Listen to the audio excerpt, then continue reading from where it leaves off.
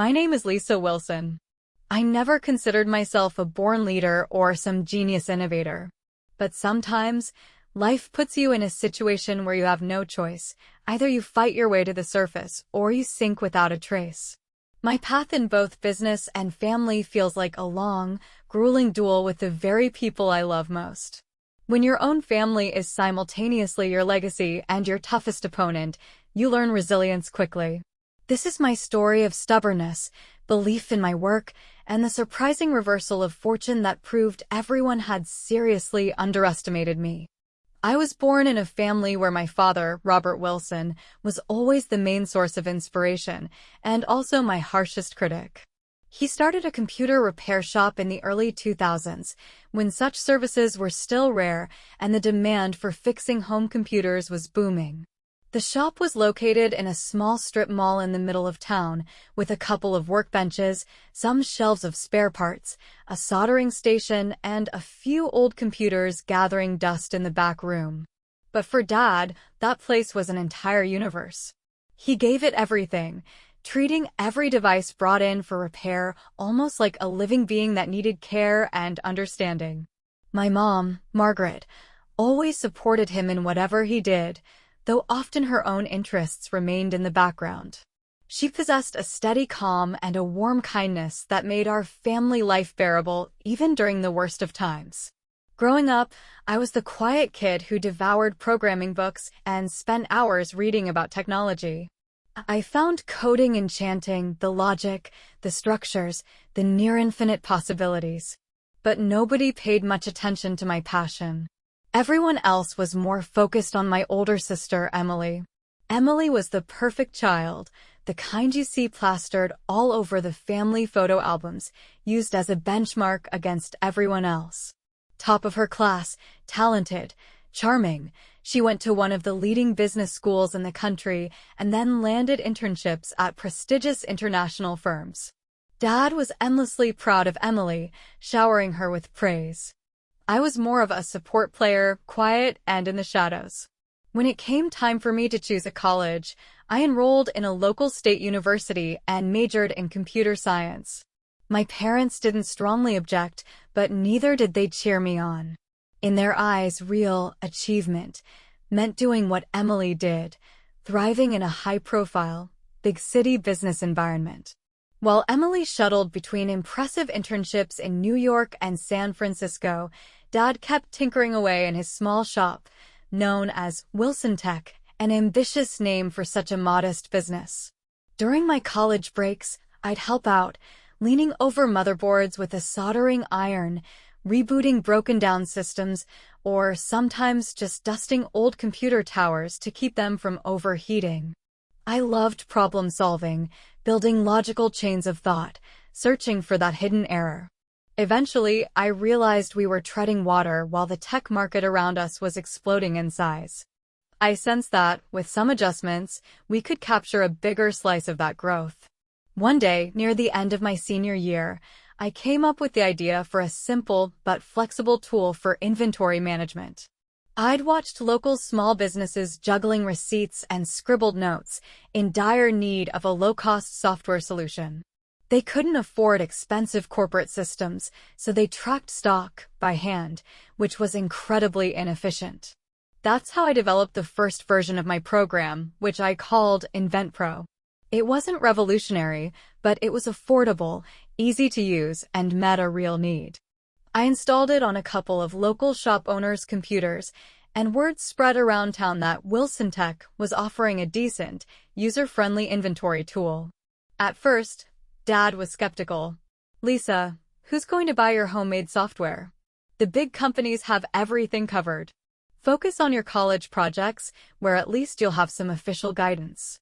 But then a few local entrepreneurs came in specifically asking for my software, not just hardware fixes, and they paid decent money for it, too. Dad's attitude began to soften.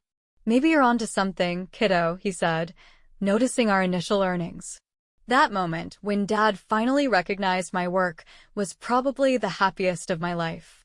I was naive enough to think that from then on, we'd be a united front, forging a thriving family business together. I poured myself into InventPro. I coded late into the night, tested new features on the weekend, while continuing to help Dad with general repairs. As time passed, the little shop gained a reputation not just for good repair work, but also for developing these neat software solutions. By the time I graduated with my computer science degree, I had a real product on my hands and a growing customer base. My sister Emily dropped by for a short visit during her break from a consulting job. "Lisa," she said, "you have to think bigger. Working in a tiny shop is a dead end. Go to the big companies, get discovered." But I felt I was more needed here at Wilson Tech. We were transforming into something beyond a single repair desk. Within a couple of years of hard work, Wilson Tech was no longer just a computer repair shop. We now offered small-scale software solutions for retailers and warehouses, among other niche needs. The client list grew steadily. That was the first year our annual revenue surpassed $1 million. It might not sound like much in a big city, but to us, it was a huge milestone. Dad looked ecstatic and proud, though he didn't fully grasp how the software business model worked. For him, the proof was in the steady stream of satisfied customers and the growing bank balance. The real turning point came when Emily suddenly remembered we existed. She called Dad, announcing she was leaving her fancy consulting job to come home and be part of the family business. Maybe her corporate path had stalled, or maybe she was envious of our rising success. Dad was thrilled. Finally, both my girls will work side by side.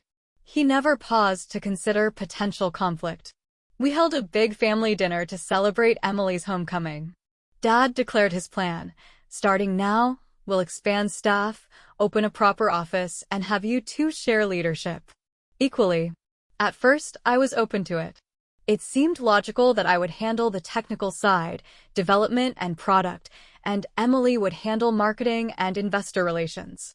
But soon, the arrangement proved far from benign. Emily arrived with huge ambitions. She wanted to escalate Wilson Tech into a national brand, chasing investor money, hiring hundreds of employees. I believed we needed more organic growth. Dad, however, was completely sold on Emily's big city vision. He set up a small board of directors, mostly family friends aligned with Emily, who often sidelined my input or left me out of key meetings. Tensions rose behind the scenes, even as business boomed. I led the software engineering team and hammered out technical contracts. Emily dazzled at conferences, accepted Women in Tech awards, and became the public face of the company. Dad increasingly praised Emily while nitpicking me for every bump in the road or inefficiency in the development cycle. By the time Wilson Tech's annual revenue soared to about $50 million, our family dynamic was near a breaking point. I felt cornered. All the real work, from coding to negotiating licensing, fell on my shoulders, yet all the media accolades and applause went to Emily. She implemented managerial changes without consulting me, or else simply informed me after the fact. During this period, Dad started planning his 60th birthday celebration. Emily insisted on throwing a huge party at a high-end hotel in the city, complete with journalists, investors, business leaders, and so on. It felt over the top to me, but I kept my reservations to myself, wanting to keep the peace. The evening arrived, and the ballroom looked glamorous. Gold accents draped the walls, waiters hurried around with trays of food, a live band played in the corner. I showed up early, wearing a simple navy blue dress, to double-check that our company slideshows and any promotional materials would display properly. Emily glided through the room in an elegant gown, greeting important guests as though we were at some chic gala rather than a family birthday. Dad, at the center of it all, glowed with delight as he chatted up partners and longtime friends. Mom lingered off to the side, uneasy in the swirl of high society chatter. I tried to go unnoticed, focusing on the technical details of the event. But it was impossible not to see how smoothly Emily was working the crowd, reinforcing her image as the unstoppable leader of Wilson Tech. Just as dinner concluded, Emily tapped a spoon against her champagne glass to gather everyone's attention. I assumed she'd say something sentimental about Dad, maybe share childhood anecdotes, or talk about the proud moments in the family business. Instead, she dropped a bombshell about necessary changes at Wilson Tech. My stomach lurched. Mom went pale. Dad watched, seemingly confused yet still beaming with pride. The board of directors, Emily announced, has decided the company needs a single leader. We've been held back too long by outdated thinking and technical tunnel vision. Starting tonight, I, Emily Wilson, will be the sole CEO of Wilson Tech. The room fell dead silent. My heart pounded in my chest. I heard murmurs and saw questioning looks around the table. Emily went on, my sister, Lisa, has worked hard, yes, but in today's fast-paced business world, we need big-picture strategies, not fixations on hardware and archaic coding. We don't have time for hesitation. If some people can't move forward, it's better they step aside. She practically pointed at me, as though dismissing me from the entire operation. I turned to Dad, hoping he'd object or at least defend me. Instead, he nodded with a proud yet strangely vacant smile. Mom lowered her gaze, her lips quivering. Fury and heartbreak rose inside me, but I refused to give Emily the satisfaction of seeing me crumble in tears. I stood up, walked over to Dad, and placed a small wrapped box on the table before him. "Happy birthday, Dad," I said quietly, doing my best to keep my voice steady. Then I left the ballroom, feeling the stares of guests searing into my back. Emily continued her triumphant speech. I didn't care. Deep down, I understood. This was not the end. At home that night, I sat in my room surrounded by patents, awards, and licensing contracts, black and white evidence of my labor. Emily thought she could erase me from the company I had built. But she forgot one key detail. All these years, I'd shouldered not only the technical load, but also much of the paperwork, including the legal aspects. Most crucially, the way our ownership shares were arranged might come as a surprise to her. The truth was that when Dad had started the tiny repair shop, the initial shares of Wilson Tech were split among him, Emily, and me. But later, when we needed to shift towards software development, Dad approached me about selling a small portion of his shares to raise quick capital. He was busy at the time, probably didn't read the paperwork, and inadvertently gave me an extra few percent of the company. This left me with 51%, a controlling stake. Emily and Dad shared the remaining 49%. Moreover, all the core software, including InventPro, was technically owned by a separate company I'd formed, LW Innovations. Wilson Tech simply held a license for use of that software, which was due to expire on a specific date, one I had deliberately set about 6 months prior when we renewed the contract. I didn't sleep at all that night. Instead, I drafted a series of emails to our key clients and partners, informing them of the sudden changes in Wilson Tech's leadership. I also hinted that since I was the creator of the software and the head of the development team, if I were to leave, the technology could follow me, and so might my highly specialized staff. Most of our major contracts contained clauses that allowed them to end the agreement if certain key people left the company. Clients valued the team behind the product more than any fancy branding from Emily. The next morning, I entered the office with shaky hands but a clear head. Emily and Dad walked in, still floating on the high of their victory. Upon seeing me, Emily gave a thin-lipped smirk. "Lisa, after last night, I would have expected you to stay away. The board has already decided." I smiled calmly. "Yes, the board of directors. There's just a small detail you both overlooked." We moved into the conference room, where I plugged my laptop into the large display. Dad and Emily sat across from me, flanked by 2 managers loyal to her. I brought up a file. "First, let's talk about Wilson Tech's share distribution. Emily, you remember how you always thought you had 25%? I had 25%, and Dad had the remaining 50%. She nodded, looking confident. "That's correct." I shook my head. "Not anymore. 3 years ago, Dad sold me an additional 6% of his stake when he needed quick funds. I have the signed documents. Apparently, you didn't pay attention back then. Now, I hold 51%. You and Dad combined hold 49%. That means the board decision is invalid without my vote, since I have controlling interest. Emily turned ghostly pale, and Dad looked bewildered. What? He asked, scanning the screen. When did I sign that? When we needed money to expand the old service center, I reminded him. You signed the contract in a rush, remember? Now it's official. I have the majority. Emily jumped up, clearly livid, but I raised a hand, switching the display to another document, the licensing agreement for InventPro and the other software. Second, I said, Wilson Tech's primary revenue generator, our software, belongs to LW Innovations, my separate entity. Wilson Tech's license to use it expires in, I glanced at the clock on the wall. About 15 minutes. You never read the renewal documents, Dad. And I haven't signed them. Dad sank into his chair. Emily sputtered, You have no right to do that. We're family. You can't just destroy what we've built. I gave her a sad smile. Yesterday you said I was a burden and needed to go away. But you forgot these technical and legal truths.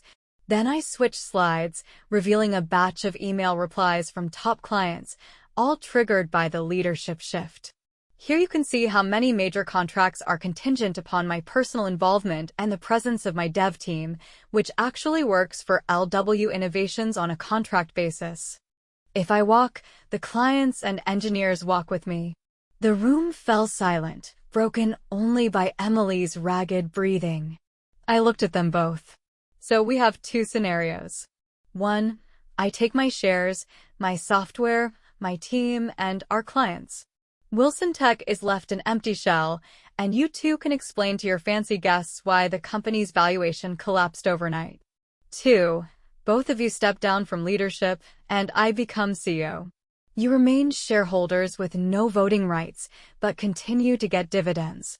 Emily can find a new venture somewhere else, far away from here, with a nice exit package. Dad cast a pleading glance at Emily. Emily, maybe we should talk about it. We're still one family, but she pursed her lips and looked away. I continued, You have a couple of hours to decide. By this afternoon, I have to give a clear statement to our top clients. They're waiting to see if Wilson Tech is stable or if they should terminate their contracts. I left the conference room feeling my legs wobble beneath me. This was a victory, but it felt hollow. Over the next few hours, it was a chaos of lawyers, managers, and frantic phone calls. By noon, Emily signed her resignation, and Dad also relinquished his operational role. The board held an emergency session, installing me as the official CEO. I reissued the licensing agreement on behalf of Wilson Tech with my own LW Innovations, ensuring all the software and product lines stayed under the company umbrella. By evening, the dust had settled, but the emotional toll was massive. In my new, now truly mine, office, I stared out the window at the city. My mind replayed the last 24 hours in slow motion. The company I'd built was finally under my sole control. Yet it felt like the family ties around me had shattered like cracked glass. Mom called that night, her voice trembling. Lisa, is this really how it had to end? I paused before answering. Mom, they left me no choice. They would have taken everything I worked for and tossed me out. She fell silent, eventually admitting, I just wish we could have avoided such pain. Over the next year, Wilson Tech soared. Under my leadership, our value tripled. We rolled out new product lines, further refined InventPro, and introduced specialized modules for larger chain operations. My philosophy of incremental, technology-driven growth proved not only profitable but also stable. I hired new staff, assembling a strong development team, and opened satellite offices in Chicago and Seattle. Emily initially tried to fight me, complaining about my treachery, but she soon got absorbed in a new job at a startup in San Francisco. Rumor had it she'd learned to temper her ambitions and operate in a more collaborative environment rather than lording over people. Dad formally retired, though I still send him regular dividend checks. At first, he avoided the office. Over time, he'd occasionally drop by, wearing an awkward, thoughtful look. If he felt regret or shame, he masked it. I sensed he might finally realize that his golden child nearly destroyed his legacy. Mom stayed supportive of us both, yet the gap between my father, Emily, and me seemed as wide as ever. Meanwhile, my story spread in local business circles. People whispered about my ruthlessness or my stroke of genius. Some called my experience a cautionary tale. Never underestimate the quieter partner in a company. At conferences, I caught murmurs. That's Lisa Wilson, the one who got nearly thrown out of her own business, but turned the tables. I tried not to dwell on it. My focus was always forward. Recently, I received an invitation to give a guest lecture at the same elite business school Emily once attended, on the topic, Invisible Leaders, the power of those you overlook. With a wry smile, I accepted. It felt ironic. Me, once a so-called invisible tech nerd, now invited to speak about leadership in a highly ranked institution.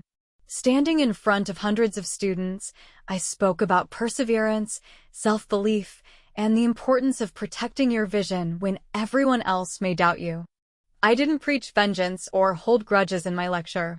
Instead, I emphasized that our greatest strengths often come from places where we are overlooked.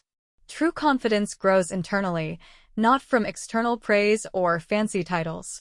The students were fascinated, and a barrage of questions followed, not just about business strategies, but also about how to weather family strife and remain true to oneself in a competitive arena. Today, Wilson Tech has reached a scale Dad couldn't have imagined back in those strip mall days. We have an international presence and partnerships with global firms, yet I strive to keep our spirit of creativity alive, the excitement of building something new, the healthy stubbornness that fueled our earliest breakthroughs. We've formed a dedicated R&D department to explore new markets, and I regularly drop by to see what fresh ideas are brewing. On the personal side, things are complicated. Dad and I maintain polite, mostly formal relations. Emily occasionally sends holiday cards. Once, she even called to wish me a happy birthday.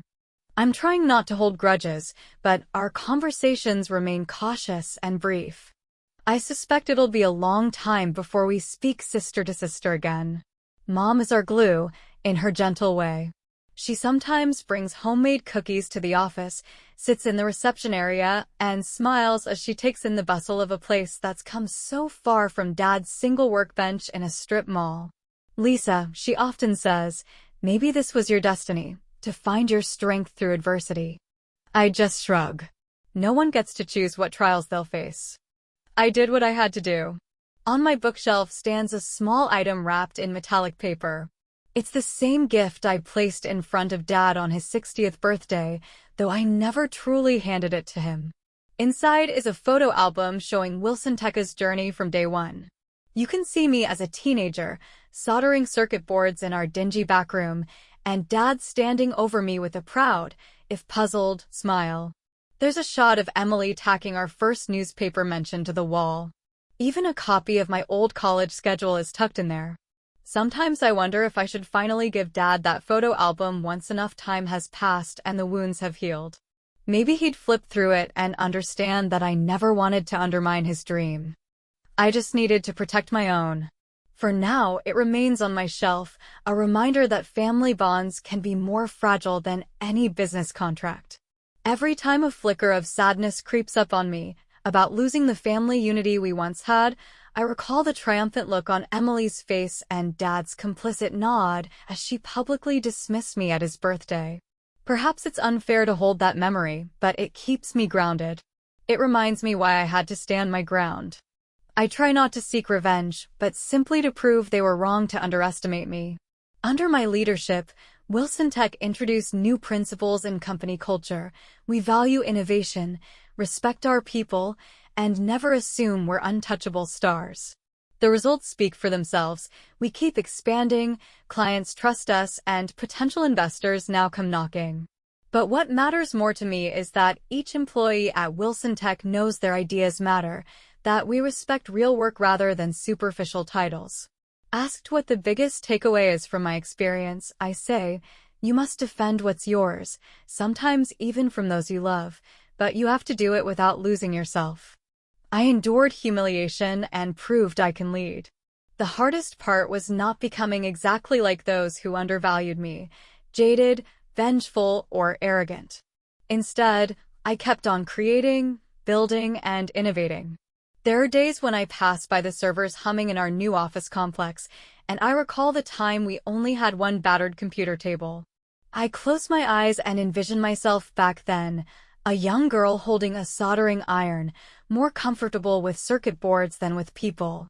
That girl grew up to be a full-fledged director of her destiny. Last Christmas, we hosted a cozy party for staff and their families. I was a bit nervous that Dad or Emily might show up and cause awkwardness. Dad did come, alone, looking reserved in a neat suit.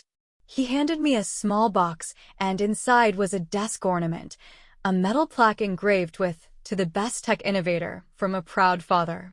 For a moment, my heart clenched, and I struggled to find words. Dad gave me a fragile smile. "I finally see how much you've given," he said. I nodded. "Thank you, Dad. I only did what needed doing."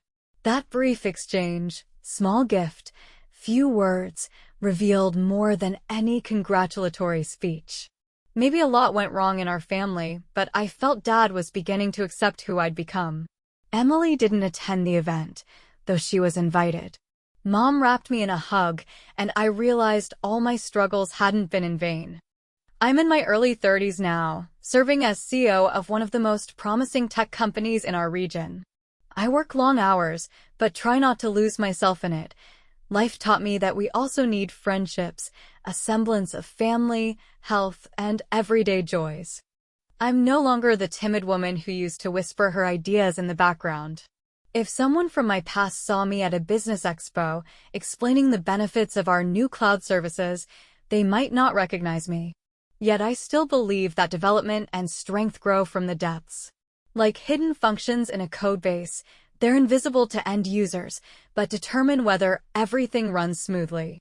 People underestimated me, and that gave me the push to fight harder. Yes, I had to take drastic measures to hold on to my creation. If I had quietly stepped aside, I'd have lost everything. Now, at least I can move forward confidently. When I look at my desk covered in new contracts, I recall Dad's old sign, "Computer Repairs," which once hung in a dim corridor of a strip mall. I remember Emily's laugh when I said one day we might offer software solutions to major retailers. They both thought it was too small-time or too far-fetched. Yet here we are, with InventPro as our flagship software, generating the lion's share of Wilson Tekka's revenue. Whenever I glance at the original patent on my wall, I remind myself, keep going, Lisa. You've come too far to turn back now. My journey has taken me from being the quiet technician in the corner to the leader of a dynamic enterprise. I did what most people wouldn't dare. I forced those who disrespected me, even my closest relatives, to acknowledge my worth. Yes, it cost me precious family bonds, but I have no regrets. Sometimes, to affirm your own value, you have to be ready to risk everything. Above all, you must remember that inner strength outweighs the opinions of those who doubt you. Should I ever find myself at another crossroads, whether dealing with my family, my shareholders, or life itself, I know I have the courage and knowledge to emerge victorious. Occasionally, my younger developers ask, how did you handle it when your own family tried to shove you aside?